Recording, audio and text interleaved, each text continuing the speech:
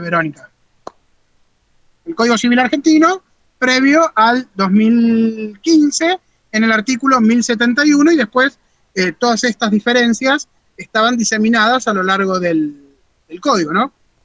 Esta manera de regular de Vélez, porque era de Vélez, ya Borda no lo modificó en el 68, porque esto venía del texto originario, respetaba el planteo que ya existía en el derecho romano, en la diferencia entre la lex Aquilia, que era la ley que regulaba el incumplimiento de la ley, o la norma que regulaba el incumplimiento de la ley, y la regulación de la inejecución del contrato, que estaba en otro instrumento que se llamaban las institutas de Justiniano.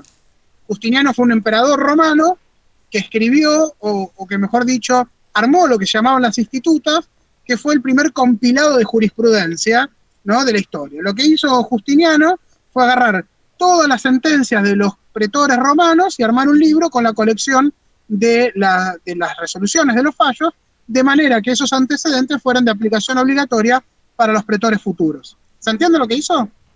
Dentro de esas institutas había agrupado en forma separada todas las resoluciones, las sentencias que habían resuelto conflictos de incumplimientos de contrato. De ahí es que venimos arrastrando esta idea de que la inejecución del contrato y la inejecución de la ley son cosas diferentes. Estas diferencias en el Código de Napoleón se mantuvieron, pero a poco del Código de Napoleón, el Código de Napoleón desde 1804,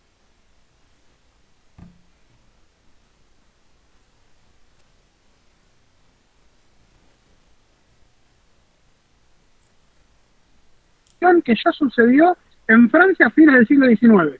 Lo que estamos haciendo es repensar algo que ya pasó. No estamos haciendo nada novedoso.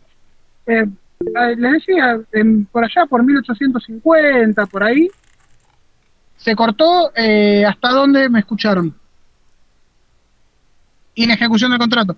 Bueno, les decía, hasta de ahí desde Roma que venimos con esta idea de la diferencia entre la inejecución del contrato y el incumplimiento de la ley. Bien.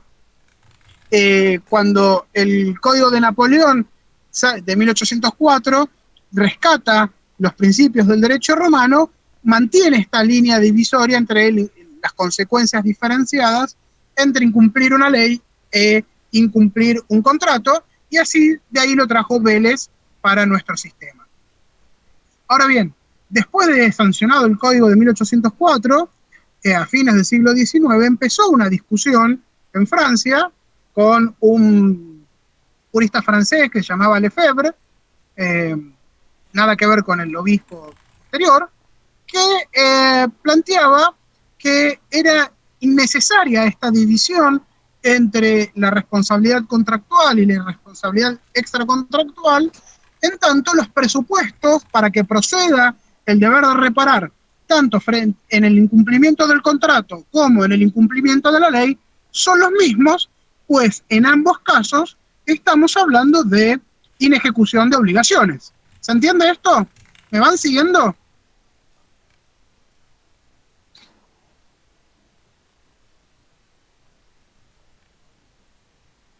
Bien.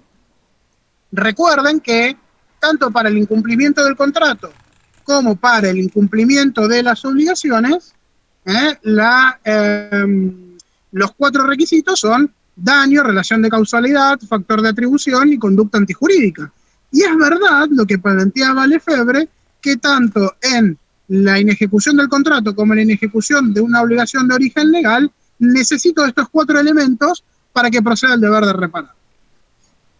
A poco tiempo que Lefebvre formula este planteamiento de la necesidad de unificar las esferas de responsabilidad, le salieron a contestar otros juristas, los hermanos Massot, Josserand y otros juristas franceses, diciéndole: mire, señor Lefebvre, está todo muy bien lo que usted dice, es muy lindo, pero la realidad es que usted está mezclando requisitos de procedencia con efectos.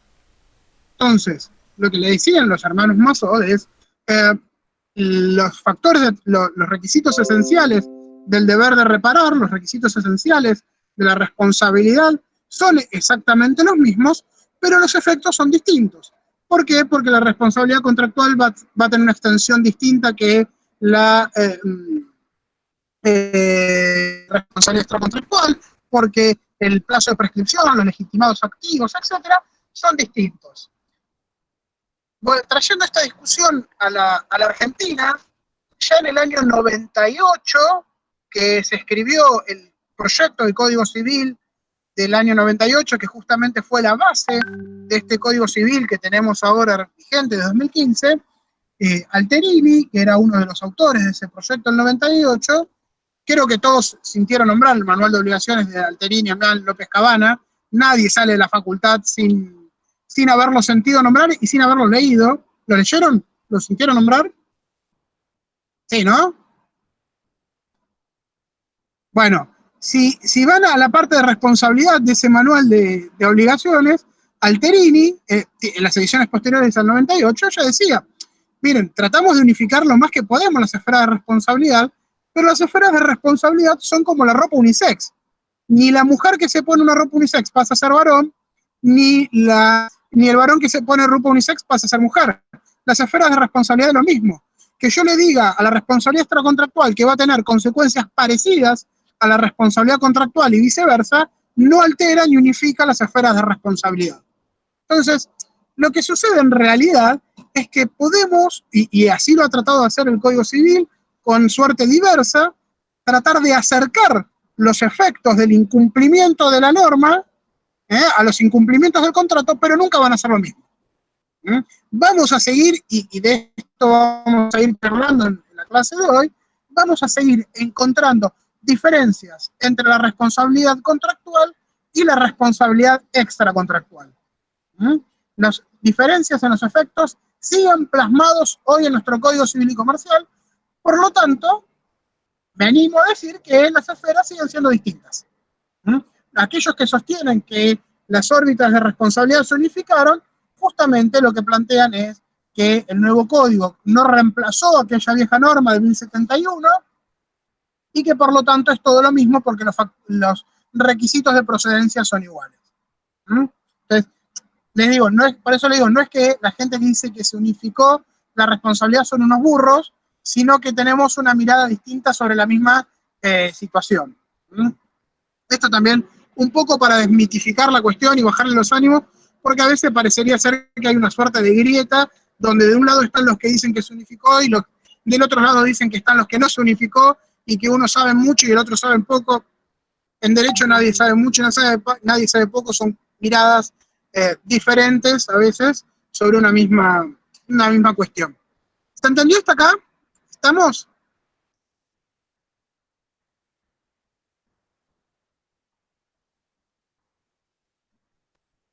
Bien. El resto, salvo Lucila y Melody que me vienen siguiendo y Sofía, el resto de los 60 y pico de conectados van bien. Buenísimo. Sí, profe. Sí, profe. Perfecto. Bien. Entonces, ¿cuáles son las diferencias? O sea, partimos de vuelta de la base de que para que haya un incumplimiento contractual o un deber de reparar un daño contractual, necesitamos una conducta antijurídica, necesitamos un factor de atribución de la responsabilidad, necesitamos un hecho dañoso y necesitamos una relación de causalidad entre el daño y el contrato. Si se dan estos cuatro requisitos, veremos cómo se empieza a regular la responsabilidad contractual y cuáles son las diferencias. La primera diferencia que vamos a encontrar entre la responsabilidad contractual y la responsabilidad extracontractual va a ser la de quién puede ser legitimado pasivo. ¿A quién puedo demandar por incumplimiento contractual y a quién puedo demandar por incumplimiento de la ley?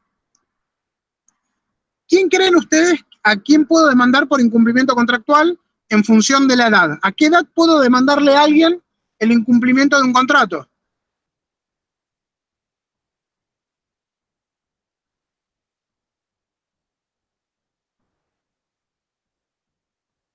¿Qué se les ocurre? A ver.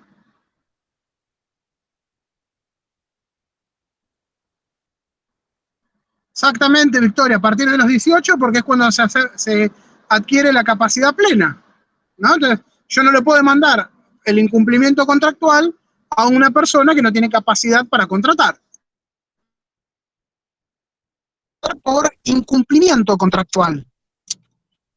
¿A qué edad creen ustedes que empieza la responsabilidad extracontractual?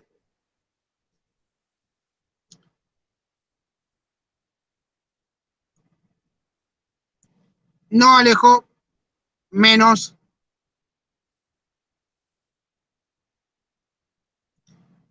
menos. Exacto, Juliano y Fernanda le pegaron, bueno, el resto, los que dijeron a los 10, le acertaron. El código lo que va a plantear exactamente Paulo a los 10, ¿eh? Exactamente, Agustín, a los 10, que es cuando se obtiene el discernimiento. El código va a empezar a entender que una persona a los 10 años puede discernir qué es lo que está bien y lo que está mal. ¿Qué quiere decir esto? Que si un menor de 10 años causa un daño, la responsabilidad de los padres de ese chico es directa, es decir, que pagan el daño como si lo hubieran hecho ellos. En cambio, si el de 18, la responsabilidad de los padres es indirecta.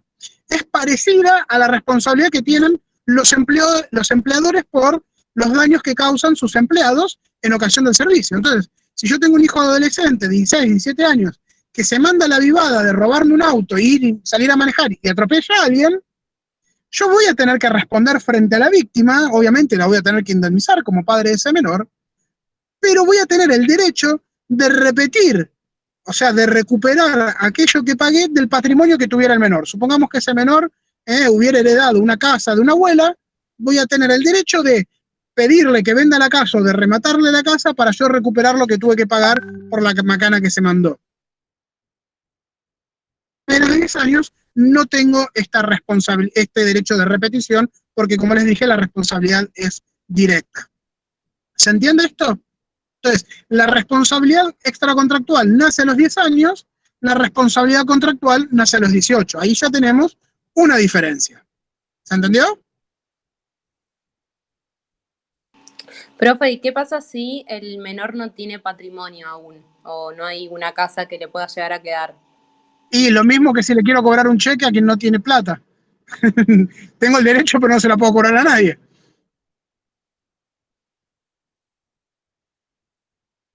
¿Se entendió? O sea, claramente no tengo un patrimonio solvente de donde cobrarme. Listo. No podré repetir. ¿Mm? Bien, gracias. O sea, tendré el derecho a hacer la acción igual, lo podré, si quiero, dejar embargado e inhibido hasta que en algún momento tenga algún bien y me recupere y me pague. Puedo dejar a mi hijo inhibido por el resto de su vida. Que más le vale que no me robe el auto y atropelle a alguien porque sabe bien que le va a pasar eso.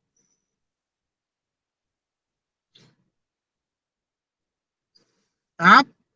Bien. Esa es la primera diferencia. La segunda diferencia la vamos a encontrar, y para mí es la más clara de dónde queda la distinción entre responsabilidad contractual y extracontractual, en la extensión del daño.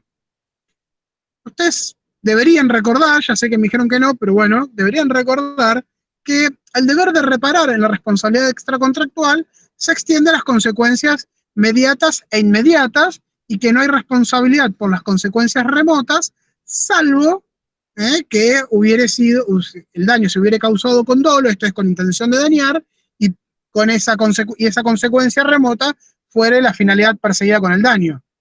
¿Se acuerdan de esto?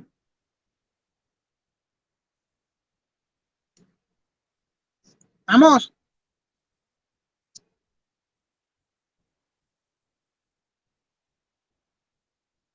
¿Se acuerdan de esto? De que de las consecuencias remotas y inmediatas y todo eso.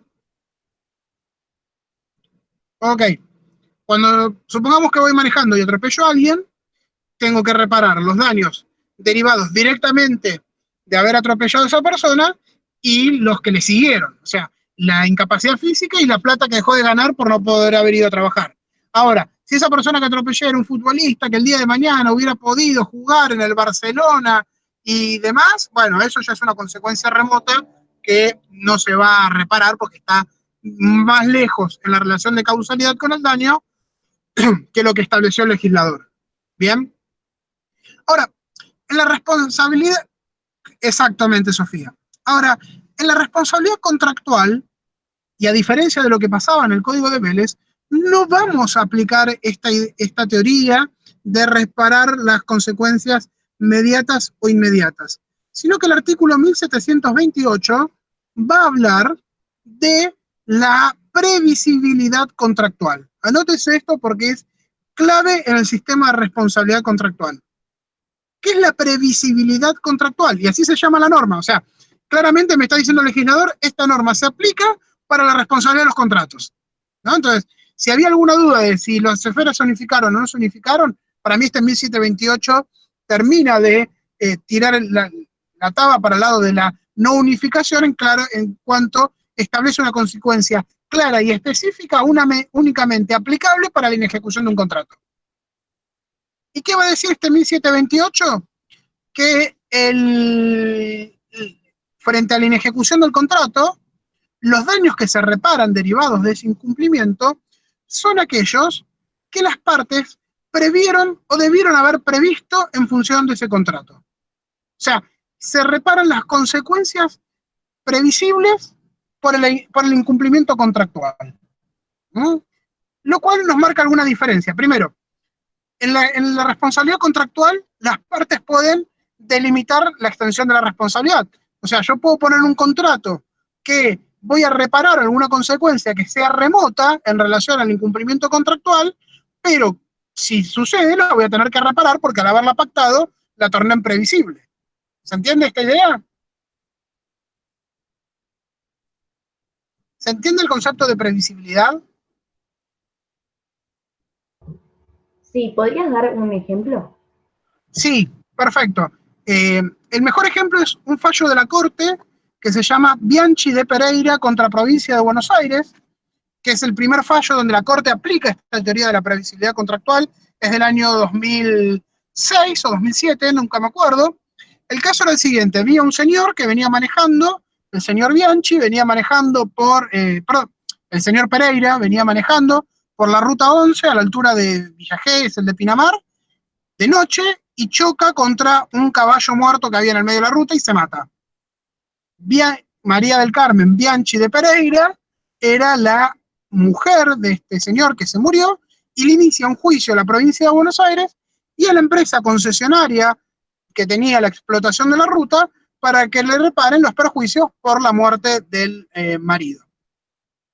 La concesionaria se defiende en este caso diciendo que el hecho de que el caballo estuviera ahí en el medio de la ruta era un tema de fuerza mayor, porque dice, el 70% de la ruta que nosotros explotamos atraviesa un montón de campos y por lo tanto es posible que algún animal se escape de esos campos y que termine en el medio de la ruta y bueno, cosas que pasan. Yo no puedo hacer nada para evitarlo. Esto es inevitable. La Corte le contesta a la concesionaria diciéndole justamente, mire señora concesionaria, como usted explota una ruta que atraviesa el 70% de su concesión campos, es previsible que un animal salga de esos campos y vaya a la ruta. Por lo tanto, como este daño es previsible del contrato que usted está celebrando, usted tiene que repararlo, hacerse cargo y reparar estos daños.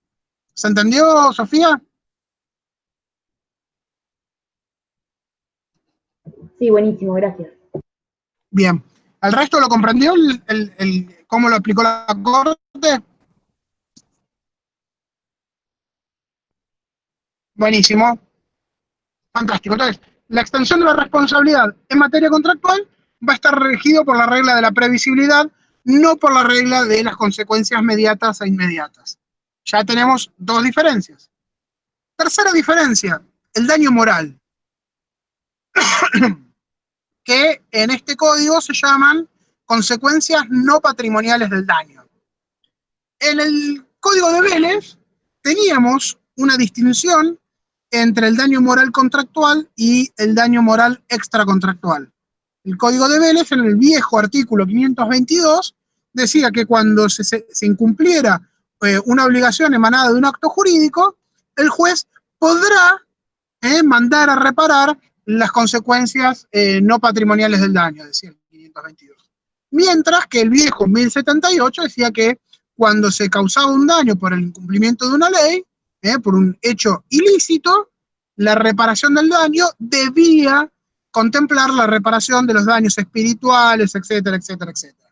Entonces, lo que había planteado la jurisprudencia, la doctrina es, como para el incumplimiento contractual, la norma dice, podrá fijarse un daño moral, mientras que para el hecho ilícito, la norma dice, deberá, el daño moral contractual se entiende con carácter restrictivo, y el daño contractual se entiende con carácter restrictivo, esto es que hay mayor obligación de la víctima del daño de acreditar la existencia de un daño moral, mientras que en el hecho ilícito inclusive se puede presumir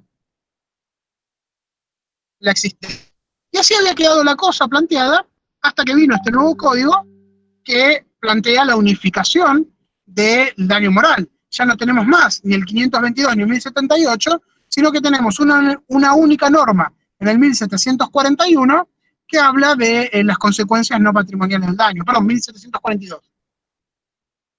Igualmente, entiendo, y ahora les voy a decir por qué, que vamos a seguir sosteniendo un criterio diferenciado de daño moral contractual y daño moral extracontractual, aun cuando tengamos una única norma. ¿Por qué? Porque el daño moral contractual, lo que vienen planteando desde hace rato, Mosetti Turraspe, Matilde Zavala de González, y muchísimos autores, es que el daño moral en el contrato está relacionado con el riesgo propio del negocio. ¿Qué quiere decir esto? Que si el daño que sufrió el deudor de ese contrato está relacionado con el riesgo propio del negocio que estaban celebrando, no hay obligación de reparar el daño moral, salvo que, y mientras que si el daño es ajeno a ese riesgo propio, sí existe la obligación, ¿no? Entonces dice, bueno, si yo le presto plata a alguien, y ese alguien no me lo devuelve y tengo que salir a cobrar el dinero, que no me paguen plata que presté es parte del riesgo propio del negocio y por lo tanto a esa persona que me debe plata no le voy a pedir además que me pague daño moral por no haberme pagado el contrato en tiempo y forma. Ahora, si estoy yendo a un médico y el médico comete una mala praxis y me causa un daño corporal, y ahí sí voy a tener, además de la reparación del daño físico, el daño moral, porque yo estoy yendo al médico para que me cure. Si el médico me cura porque ejerce mal la profesión, ese es un daño que excede el riesgo. Yo no asumo el riesgo de que el médico me atienda mal. Yo asumo el riesgo de que el tratamiento no funcione o de que mi cuerpo no resista determinado tratamiento, pero no asumo el riesgo de que el médico me tenga que operar de la pierna izquierda y me opere de la derecha, por ejemplo. Entonces, ahí sí corresponde un daño moral. ¿Se entiende el concepto? Entonces, como el daño moral contractual, de vuelta, va a estar relacionado con el riesgo del negocio, vamos a seguir manteniendo esta diferencia entre un daño moral contractual más restrictivo, donde vamos a tener que analizar el riesgo propio del negocio, donde vamos a tener que analizar las consecuencias del incumplimiento, mientras que en el daño moral extracontractual vamos a seguir como veníamos con un criterio amplio de aplicación. ¿Se entiende hasta ahora? ¿Se entendió?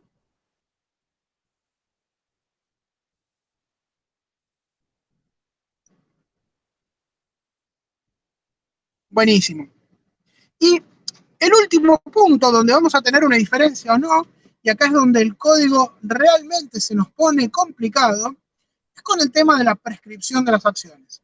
¿Cuánto tiempo tengo para reclamar o el cumplimiento del contrato o la reparación de los perjuicios por el incumplimiento y la resolución? ¿Se acuerdan de cuando vieron pacto comisorio?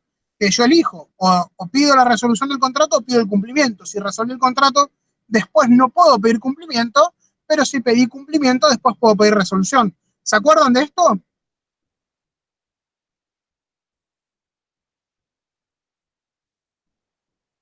Sí.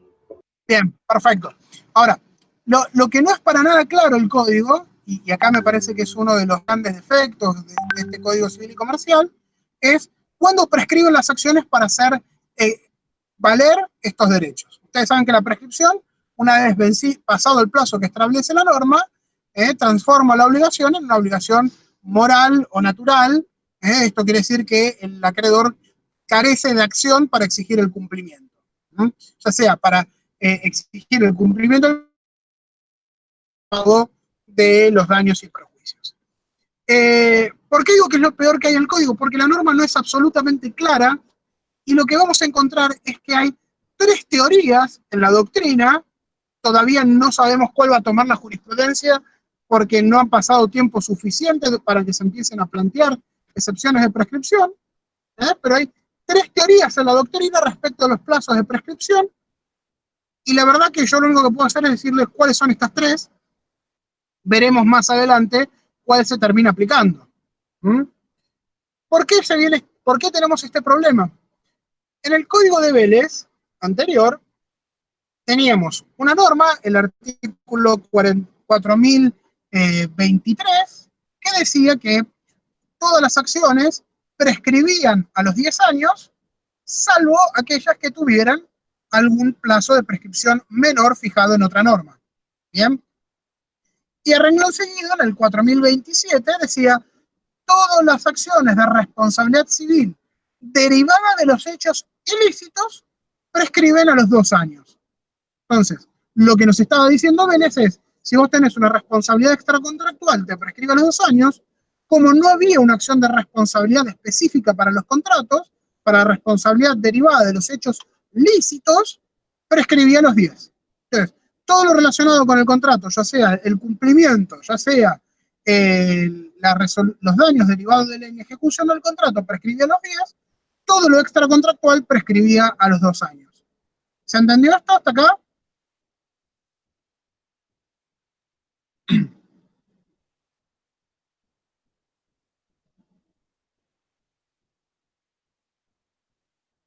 Bien.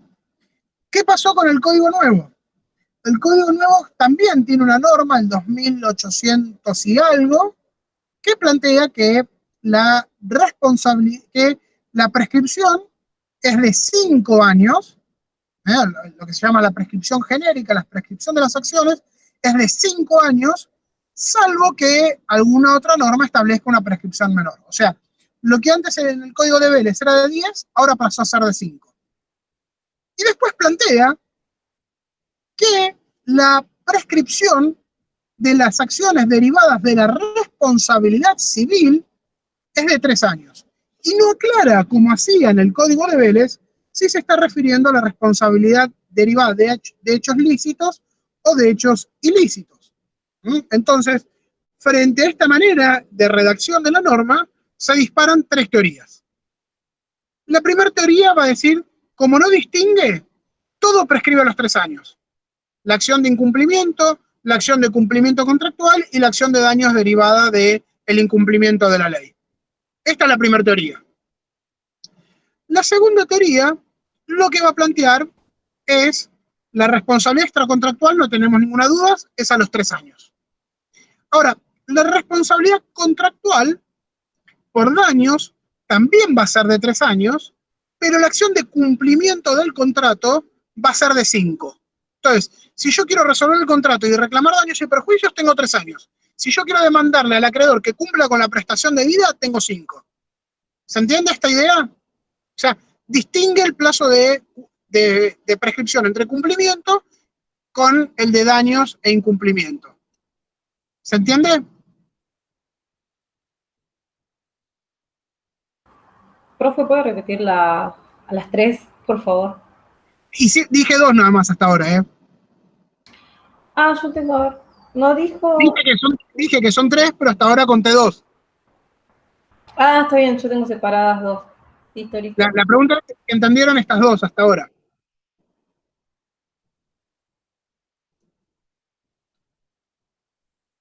¿Se entendió, Verónica? Sí, pero pasa que tengo... Por eso la puedo repetir porque hay una que la tengo separada y no sé... Bien, recapitulemos. La primera teoría va a decir que todo prescribe a los 3 años. Va a decir que tanto la responsabilidad derivada del incumplimiento de la ley, como la responsabilidad derivada del incumplimiento del contrato, como la acción para exigir el cumplimiento de las prestaciones del contrato, todo va a prescribir a los 3 años. ¿Se entendió? Sí, sí. Bien. La segunda teoría va a marcar una diferencia. Va a decir, la responsabilidad extracontractual prescribe a los 3 años. En materia de responsabilidad contractual, vamos a tener que dividir. La acción de cumplimiento va a prescribir a los 5, la acción de daños por el incumplimiento del contrato va a prescribir a los 3. ¿Se entiende? Entonces, si yo tengo un contrato con vos y vos no me pagás, el juicio que tengo que hacer para que me pagues prescribe a los 5. Ahora, si vos no me pagás y yo lo que quiero es resolver el contrato y pedirte los daños y perjuicios porque no me pagaste, esa acción va a prescribir a los 3 años. ¿Se entiende la diferencia? Sí, ahí ya la separé. Gracias. Bien. La tercera teoría, la tercera postura, va a ser igual a la segunda, va a ser esta división entre responsabilidad contractual y responsabilidad extracontractual, pero lo que va a decir es, como no puedo tener en la responsabilidad contractual un plazo distinto para el cumplimiento y que el plazo para las acciones de incumplimiento, y como la prescripción es de carácter restrictivo, voy a unificar todas las acciones en 5 años. Entonces, la tercera postura lo que va a decir es, la acción de incumplimiento extracontractual va a prescribir a los 3, todas las acciones contractuales, cumplimiento e incumplimiento, van a prescribir a los 5. ¿Se entiende?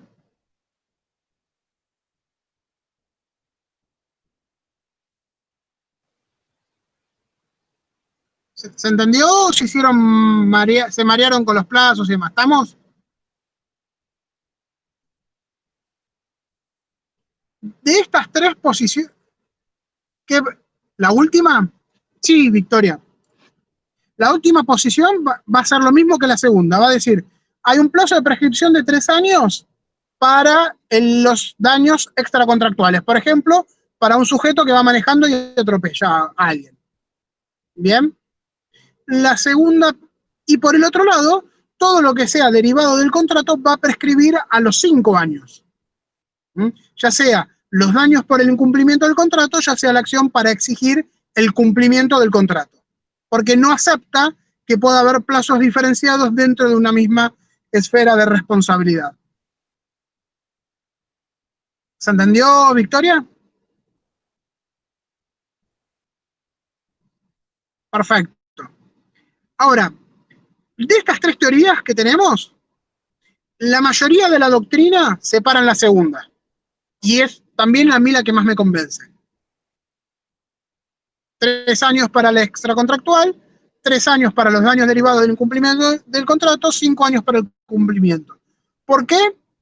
O por qué para mí esto es la que más se adapta. Primero porque es lo que dice la norma, aunque no me guste, realmente me parece que sí es una locura esta distinción, pero es lo que hay.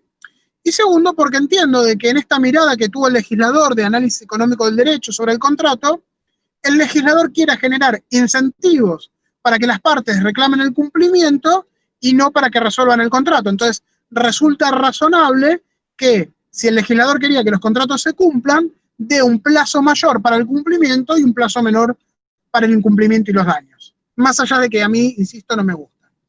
Lo cierto es que la mayoría de la doctrina está parado en esta segunda postura. Sin perjuicio de eso, el anteaño pasado se presentó un proyecto de reforma del Código Civil de una comisión que estaba integrada por Pizarro, por Alegría y 2 más, que no me acuerdo, y ese proyecto de reforma del Código Civil aclara este punto y lo que está proyectado es la primera teoría, que todo prescriba a los 3 años. O sea, si vamos a los proyectos legislativos, se tiene que aplicar la primera. Si vamos a lo que interpreta la mayoría de la doctrina de lo que está vigente, deberíamos aplicar la segunda. ¿Qué va a ser la jurisprudencia en definitiva? No tengo idea. Puede salir con cualquier cosa. O sea, van a tener que estar atentos en lo que queda de la carrera y cuando ejerzan la profesión, a ver cómo se va interpretando el plazo de prescripción de las acciones. Para mí es terrible y es una afrenta terrible a la seguridad jurídica no saber a ciencia cierta cuándo prescriben las acciones, ¿no?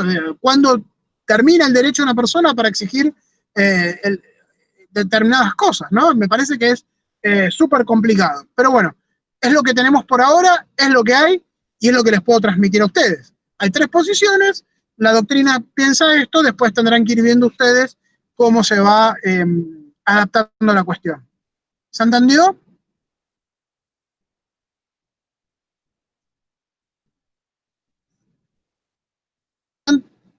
Bien. ¿Quedó alguna duda de la clase? ¿Algo que quieran preguntar?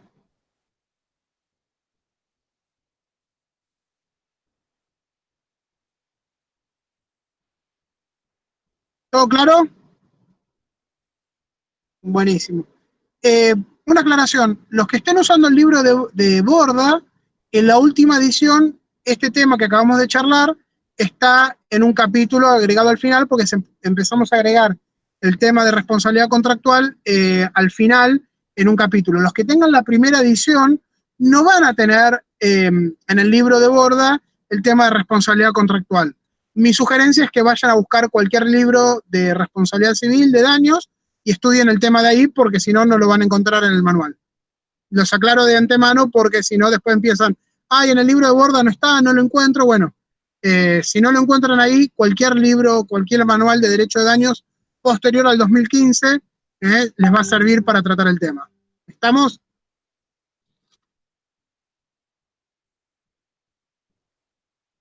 Bien.